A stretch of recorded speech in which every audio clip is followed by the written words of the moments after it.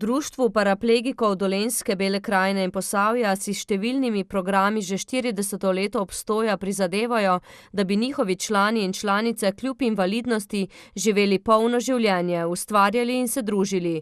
Temu je namenjena tudi vsakoletna slikarska kolonija, ki se je udeležujejo paraplegiki in tetraplegiki iz vseh slovenskih društev.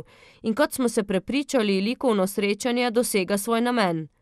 Veseli pa nas, da je kar nekaj novincev, res vrhunskih slikarjev, ki so že dobili mednarodne priznanja. Seveda pa se tudi v našem društvu prizadevamo za 2 nova slikarja, tudi z usti, in upam, da nam bo uspelo to za naslednje leto. Kajti ne gre to samo za ta dogodek slikarski, ampak tudi še za nekaj več, da se med sabo ne samo spoznajo, ampak izmenijo neke izkušnje. Benjamin Žnidaršič, sicer član Mednarodnega združenja slikarjev, ki slikajo z usti in nogami, ni zamudil nobene kolonije. Zelo pomembno je, da dajemo sporočilo novim paraplegikom, da se v življenju z invalidnostjo vse skupaj ne neha. Ampak če si ustvarjalen, če nekaj v življenju počneš, vedno lahko na nek način uspeš. Ali tako ali drugače. Tudi če se ti zaprejo recimo ena vrata, vedno je neko okno, ki se še vedno lahko odpre. Beno, kot ga kličejo prijatelji, slika že prek 20 let.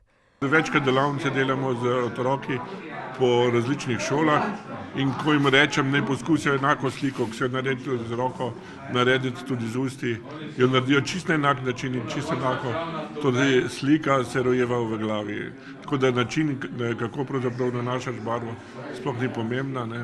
Pred 33 leti je padel s češnje in postal tetraplegik, a mu je slikarstvo odprlo nova obzorja, poudarja. Na tokratnem srečanju je bodisi z rokami, bodisi z usti ustvarjalo 15 ljubiteljskih slikarjev in slikark. Jaz sem se s slikanjem začel šele pred 2 letoma ukvarjati na pobudo našega slikarja Benota Žnidaršiča, s katerim skupaj hodiva na rehabilitacijo, kjer me on navdušil in da naj poskusim, in pol sem probal in zdaj sem tle med slikarji. Slika 2 do 3-krat tedensko po 3 ure ob pomoči mentorice.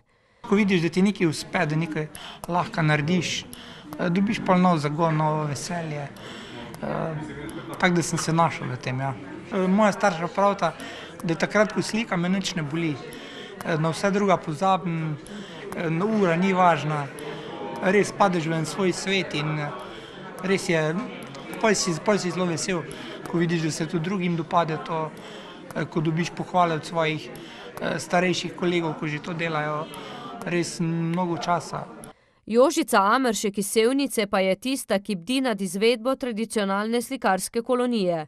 Izmenjamo izkušnje, pa malo se naučimo, imamo mentorja tu zraven in če kaj ne veš, ga vprašaš, kaj mešanje barv ali pa kaj takega, ki nam včasih zašteka kaj. Slikarstvo je sopomenka za zadovoljstvo, poudarja Amerškova.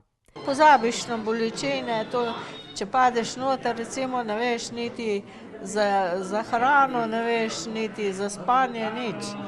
Ne glede na to, za kakšno dejavnost gre, slikanje, šport ali katero drugo, pomembno je biti dejaven, poudarjajo v društvu.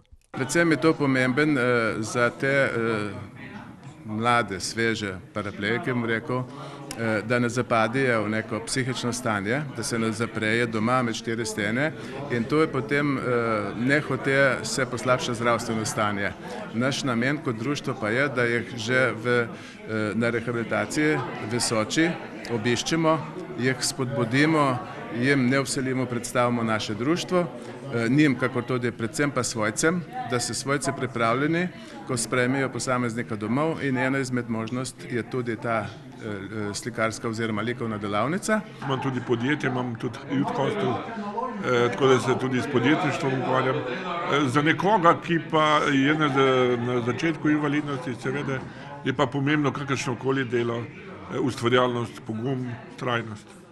Namesto, da bi obiskovali zdravstvene ustanove, naj se raje ustavijo pri njih na katerem od številnih dogodkov in delavnic, ki jih gostijo, vabijo člani društva.